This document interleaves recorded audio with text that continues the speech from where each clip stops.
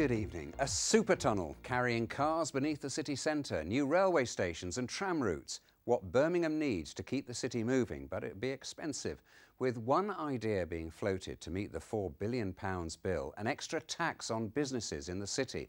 And tonight there's concern that could make firms less competitive and cost jobs. And Janet Gadgill reports. In 20 years' time, there'll be 150,000 more people in Birmingham, 4 million journeys into the city every day. Daytime traffic will resemble the rush hour. I've just looked at all the cars gridlocked and I've thought I'm really glad I'm not working and doing that anymore. It's difficulty in making your way around, so the service is very awkward. It's kind of complicated if you want to go from one place to another because of the parallel roads in Birmingham.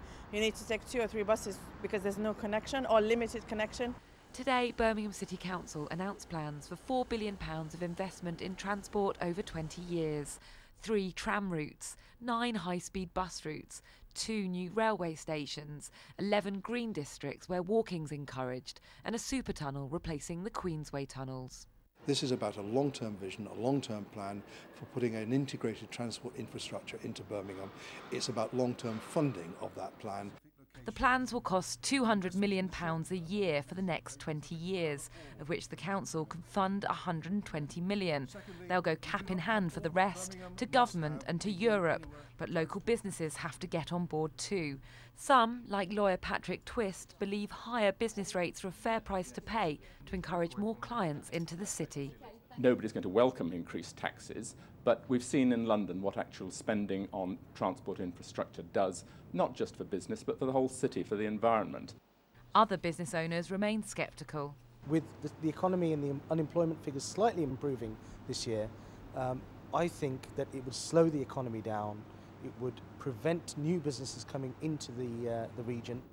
Birmingham's looked at successful examples such as Lyon, where an employee tax funded a network of metros, funiculars and trams. Critics cite Edinburgh, where the tram network has cost twice as much and taken twice as long to build as originally planned. Some of the proposals are already being built, such as the tram line from Snow Hill to New Street.